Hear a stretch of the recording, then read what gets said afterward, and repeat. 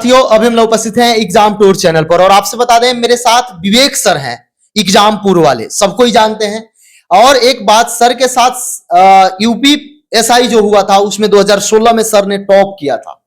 तो अभी जो लगातार जो भी बंदे हैं उनको ये ख्वाहिश है कि मेरे पास डबल स्टार हो जाए, वो बिहार के हो या यूपी से हो, क्योंकि यूपी में भी और बिहार में भी दोनों जगह दरोगा की वैकेंसी है। तो उस पर रणनीति लेंगे, पहले बिहार वाले के लिए, उसके बाद एक अलग वीडियो जाएगा यूपी स्पेशल के लिए कि यूपी दरोगा बनने के लिए क्या करना चाहिए। बिहार सर, आपका स्वागत है एग्जाम में।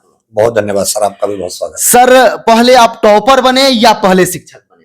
सर टॉपर बनते हुए शिक्षक बन गए, दोनों एक ही। जब तैयारी अच्छी होगी तब चल रही पेपर था, उसमें समय था, उससे पहले मैंने पढ़ाना शुरू कर दिया। उससे पहले ही सब? हाँ जी, मैं अपने जब मैं पढ़ाता था, जब मेरे बैच के बच्चे उस समय कांस्टेबल बन गए थे, मतलब जो जिनको पढ़ाया था, इस वाली भर्ती में दरोगा बन गए। हाँ, और आप उसमें टॉप कर गए थे? मैं उस वाले में टॉप कर गया, नई वाली में जो थी अपने स्टूडेंट्स को दरोगा बना दिया जी। सर, टॉपर्स बनना या दरोगा का नौकरी ले लेना, चूंकि एक अलग भौकाल होता है। विद्यार्थी ये सोचते हैं कि हमको दरोगा ही बनना है, बहुत लोग डबल स्टार के ख्वाहिश रखते हैं। सर, उनके लिए क्या करना चाहिए? यदि बिहार की बात करें तो कैसे पढ़ना चाहिए? आपका क्या रणनीति था, आप कैसे पढ़ाते हैं? सर 1275 वैकेंसी है और कॉमन सिलेबस है बिहार में, तो यूपी में तो मूल विधि एक्स्ट्रा जुड़ जाती है। कॉमन सिलेबस है, तो आप ऐसा समझ लीजिए सीजीएल वाला भी देगा, बीपीएससी वाला भी देगा। कंपटीशन बहुत तगड़ा है। बच्चा क्या सोचता है मैं 3 घंटे किसी कोचिंग चला जाऊं, उसने लगा दिया कि वो कोचिंग में इतना बढ़ा देता है, ऐसे उससे नहीं। इनको सिलेबस पे ध्यान देते हुए, प्रीवियस ईयर को एक बार चेक करते हुए और नया किस तरीके से चीजें पैटर्न बिहार में चेंज हो रहा है और एग्जाम का उनको देखते हुए एक अध्ययन करना होगा डीपली, बहुत मन से। और अगर ये मन से अध्ययन करते हैं, डीपली अध्ययन करते हैं, क्योंकि पेपर में समय भी बहुत है, तो उतना कुछ वो नहीं है कि जो टाइम बहुत मैनेज करना होगा। जीएस का बहुत अहम रोल है, चाहे वो प्री की बात करो, मेंस में तो 200 नंबर की पूरी मेरिट उसी पे बनेगी। तो वहां थोड़ा सा इनको अंदर तक जाके बढ़िया से पूरा सिलेबस का पूरा परफॉर्मा तैयार करके एनसीईआरटी को ध्यान में रखते हुए बढ़िया से लोग पढ़ें, तब ये उस कंपटीशन को क्रॉस कर सकते हैं और एग्जाम भी आराम से निकाल सकते हैं। सर, बहुत लोग सोचते हैं कि कोई एक बुक ले लेंगे, एक बार पढ़ लेंगे, लेकिन अब देखा जा रहा है बिहार का हो या कहीं का भी हो, स्तर बढ़ाया जा रहा है। क्योंकि वैकेंसी कम आ रही है, बच्चे ज्यादा अप्लाई कर रहे हैं, तो उस समय क्या रणनीति होना चाहिए? सर इसलिए मैंने कहा कि एक बार जैसे मान लो कोई भी हम टॉपिक पढ़ रहे हैं, तो बुक में एक लिमिटेड है, उससे जुड़े हुए हमें आसपास की चीजों का पता ही नहीं कि इस तरीके के क्वेश्चन आ सकते हैं। बहुत से लोग केवल क्वेश्चन पढ़ रहे हैं। तो वही है कि मान लो अगर ये लोग कोई भी स्ट्रेटेजिक या कोई भी हिस्ट्री पढ़ रहे हैं, पॉलिटिक्स कोई भी पढ़ रहे हैं, तो फिर उसके सारे आयाम पढ़ो। उसमें 15 मिनट और लगेंगे, कुछ ऐसा नहीं कि उसमें कई दिन लग जाएंगे, लेकिन चीजों को समझे। उसको ऐसा कोई करिए बीपीएससी लेवल के भी क्वेश्चन आ जाए तो मैं इसको कर पाऊं, वो बच्चा निकालेगा। क्योंकि देखो जब इतनी कम वैकेंसी होती है ना सर, तो उसमें ना ज्यादा मतलब मेरिट में ऐसे नहीं कि बहुत लो गैप होता है, पॉइंट से बच्चे रहते हैं। तो ये तभी उनसे निकल सकते हैं जब ये थोड़ा सा अपने कंटेंट को और ज्यादा मजबूत करें, डीपली जाएं। सर, एक देखा जाता है, बहुत सारे लोग ये भी आरोप लगाते हैं कि जो एग्जाम नहीं दिया है या इस तरह पढ़ते पढ़ते जिनका कहीं नहीं हुआ वो टीचर बन जाते हैं। लेकिन सर आप ऐसा पढ़ाते हैं कि बच्चे के मन में छप जाता है, जिस तरीका से जीरोक्स कॉपी होता है।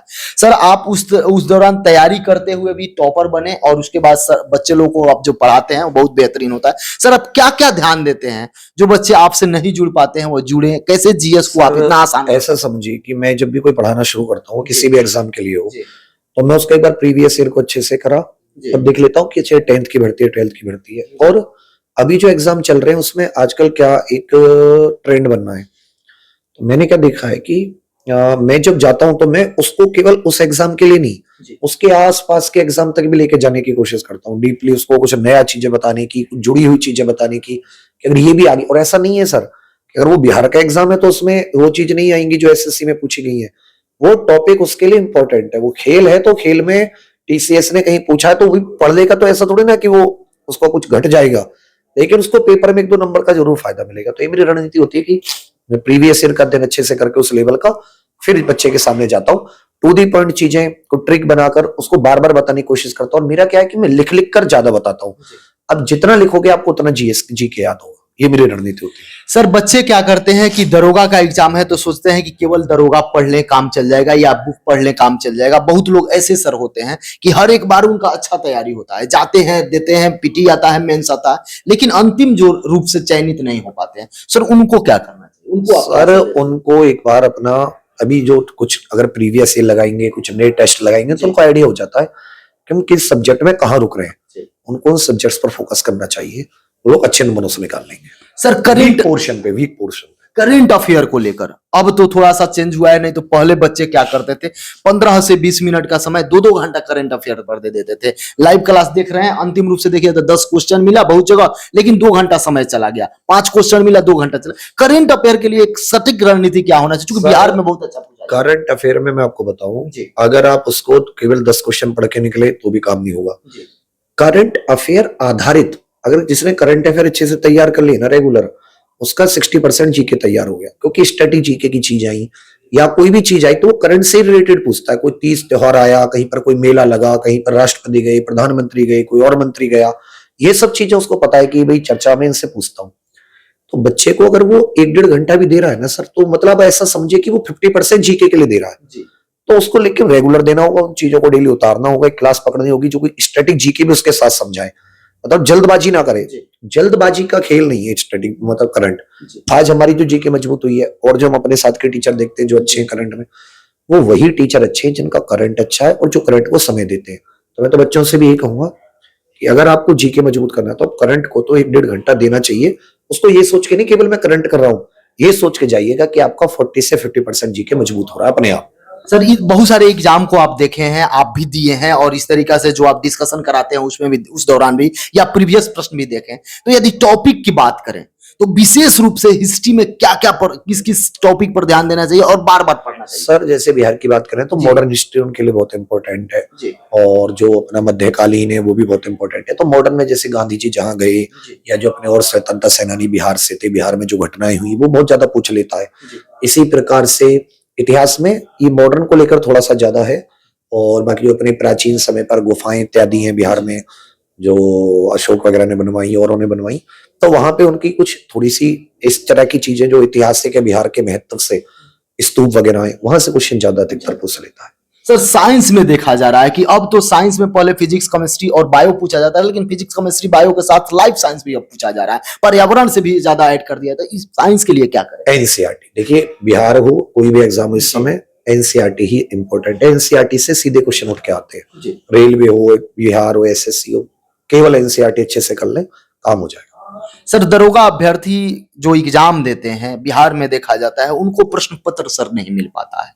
उनको बोला जाता है कि ये आयोग की संपत्ति है, रख लिया जाता है, नहीं आंसर की जारी किया जाता है। और बार बार सभी अभ्यर्थी, चूंकि बिहार में आप कोई भी फॉर्म भरिए तो पूरे देश से सभी लोग भर सकते हैं, उसमें किसी भी प्रकार का कोई रोक टोक नहीं है।